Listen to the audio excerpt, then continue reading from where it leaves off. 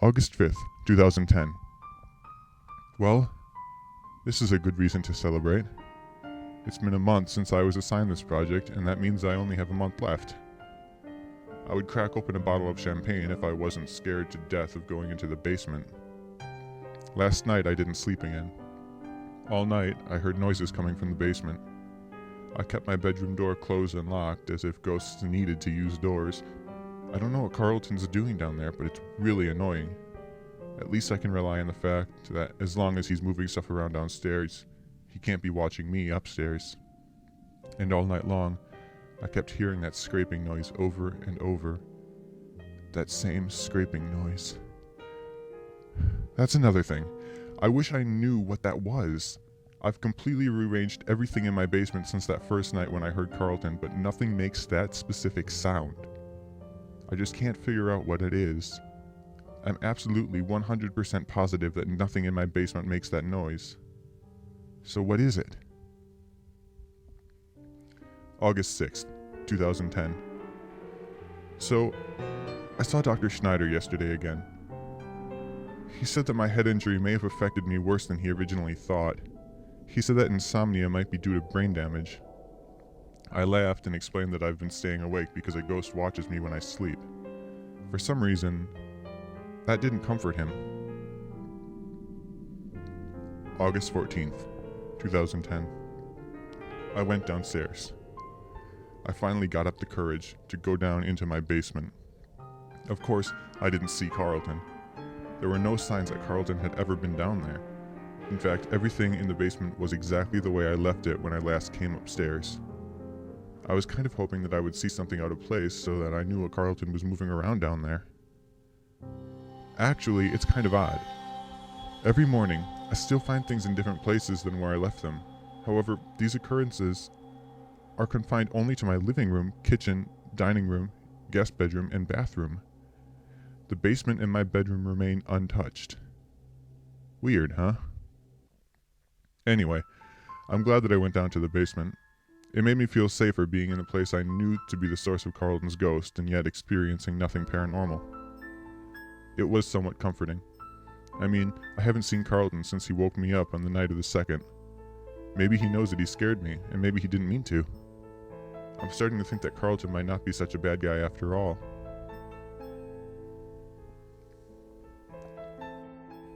August 21st, 2010. I can't handle this anymore.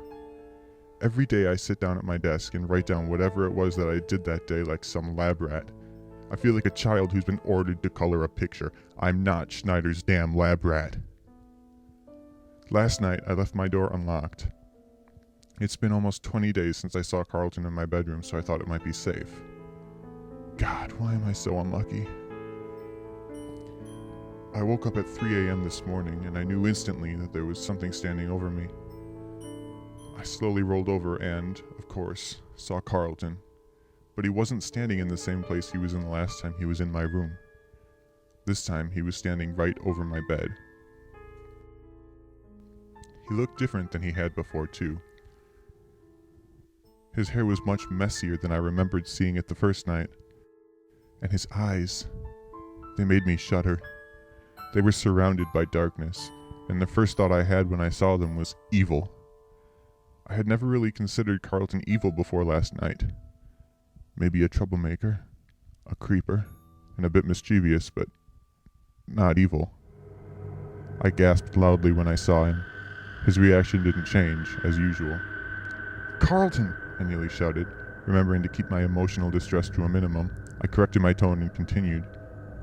"Why are you here?" As I predicted, Carlton didn't reply. "Please leave," I said quietly, not breaking my eye contact with him. Carlton's eyes widened to a frightening size, and his head tilted a little bit. No, I said quickly, sitting up and backing up to the other side of my bed. "I didn't mean that you should leave the house. I meant you should leave my bedroom. Please," I added when Carlton's eyes narrowed and his nostrils flared angrily. "Look, I don't want you to leave the house," I insisted. "I want you to stay." Very slowly and deliberately, Carlton moved around my bed to the side that I had crawled to. "But You know, when I'm sleeping, that's my time, Carlton. The ghost didn't stop. I scooted back over to the side of the bed I woke up on. Carlton, please don't hurt me. I've never done anything to hurt you. Why would you go after me? Carlton didn't answer. He walked quietly to the foot of my bed and stood there with his usual overseeing attitude. He didn't leave until I fell asleep again. I woke up this morning and found my bedroom door open. I can't live like this for much longer. If I can't get Carlton out of this house, I'm going to have to move out and let someone else deal with him. August 22nd, 2010. I locked my bedroom door again last night, and there was no sign of Carlton. I'm never unlocking that door again. I think Carlton thinks it's my way of welcoming him into my bedroom. I just hope I didn't hurt his feelings. Wait, what am I saying? I hope I didn't hurt the ghost's feelings? That's ridiculous. He came into my home, moved all my stuff, scared me to death, and I'm saying that I hope I didn't hurt his feelings? Forget that. I hope he went home to his ghost mama, cried ghost tears, ate a whole gallon of ghost ice cream, and ended up losing his ghost leg to ghost diabetes. And I don't care what Carlton wants anymore. I want Carlton gone. It's really too bad that he's a ghost, because if he wasn't, I'd wish he was dead. Then again, I think both Carlton and I would be happier if he was alive. August 28th, 2010. The exterminator came over today to spray his bug-killing stuff like he has every month since I moved here. While he was here, he decided to make my life even more miserable by telling me that I have a termite problem. Why the hell not? I mean, everything else in my life has gone wrong. My house has termites, my life is being tortured by an evil poltergeist, I may or may not have permanent brain damage, and I'm probably going insane because of all this crap put together. I want to die. At least then I'd be able to make someone else's life as horrifying as Carlton has made mine. But wait, I need to get my house fumigated. No, I'm not an idiot. I know that fumigating my house won't kill a ghost.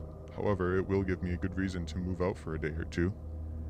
I'll sleep better than I have in my entire life, if I can be sure that I won't wake up with the ghost of Carlton Miller standing over me. August 29th, 2010. Sweet relief. I decided to move into my hotel room a little prematurely, and I couldn't be happier. The instant I stepped into my room, I thought, this feels more like home than home does.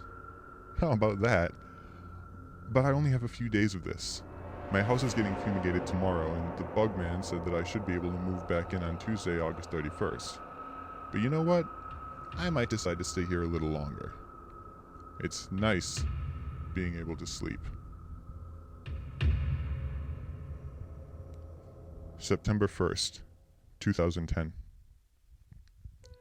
Today was the most disturbing day of my life. Yes, it was even more disturbing than when Carlton tried to attack me. I moved back into my house yesterday and slept in my bed. Of course, I locked my bedroom door. I thought that would keep Carlton out. I woke up at 3 o'clock again this morning. I opened my eyes slowly, afraid of what I would find. However, quite predictably, Carlton was standing next to my bed. I sat up quickly. "Carlton, please stay away from me," I begged, but I realized quickly that Carlton wasn't looking at me. He had been looking down at the floor with a sad expression on his face. "What?" I asked, completely bewildered. When I said this, his head jerked up and his eyes pointed directly into mine. They seemed different tonight, though. They were much less hateful. After a moment, Carlton gestured for me to stand up. "You want me to stand?" I asked. Without answering me, Carlton turned and walked straight through my locked door. I got up quickly and rushed to the door. Unlocking it, I pulled it open hastily and found Carlton standing just on the other side, staring at me as if he could see through the door. I jumped but prevented myself from screaming. Carlton turned around and walked down the hallway to the staircase. It was strange to watch him walk. His feet almost didn't touch the floor, as if he was walking through a pool of neck-high water. Picking up on his urgency, I followed him through the hallway and down the stairs. When Carlton stepped into the basement, I grew wary about following him any further. I had heard some stories that ghosts gain power when they were in the places that they were killed. What if he wanted to kill me? My curiosity outweighed my caution, and I entered my basement. With no hesitation, Carlton walked straight through the basement into the wooden staircase on which he was killed. He stopped right next to it and gestured for me to stand at the base of the first step. I did. Carlton pointed to the third and fourth steps and then gestured toward the ceiling. Am I supposed to... what, lift them up or something? I asked, confused. Carlton nodded. I felt stupid doing it, but I tried anyway. To my surprise, as I pulled up on the third and fourth steps to the wooden staircase, they shifted slightly. I looked over at Carlton, who nodded stoically. I gulped, realizing that my mouth was uncomfortably dry. I fixed my grip on the steps and pulled up again. This time, they came off of the staircase in one piece with a loud scraping sound. I knew that sound. I knew it so well. I looked inside of the hole made from the lack of the third and fourth steps, but I couldn't see anything. Hold on, I said to Carlton. Let me go get my flashlight. I dashed up the stairs, grabbed the flashlight from the kitchen table, and ran back down. Carlton was still standing in the exact same place he had been before I left. He pointed inside the hole. I knelt down and shone my flashlight through the stairs. Inside, I saw a body. A dead body. I gagged and dropped the flashlight. It fell to the floor where it flickered and resumed its regular glow. Forcing myself to control my reflexes, I picked up the flashlight and aimed it at the body. It was a man's body, and I saw the face clearly. I felt like my entire body was paralyzed. I knew that face. I called the police immediately, and they were there within 15 minutes.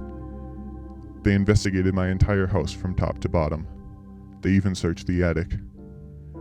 The sergeant, Dale Turner, asked me to give him a statement, so I told him exactly what happened. I woke up at 3 o'clock, and there was a ghost at the end of my bed, I said. I didn't care if I sounded crazy. He led me down the stairs and into the basement where he showed me how to lift up these steps, so I did, and I found his body. You found whose body? Sergeant Turner asked. The, ghost's? Yes, it was the body of Carlton Miller, I told him. I think his spirit's been trying to communicate with me for a while. I've been seeing his ghost around my house for the past month now. Did you say month? The sergeant inquired. Yeah, I first saw him on July 29th.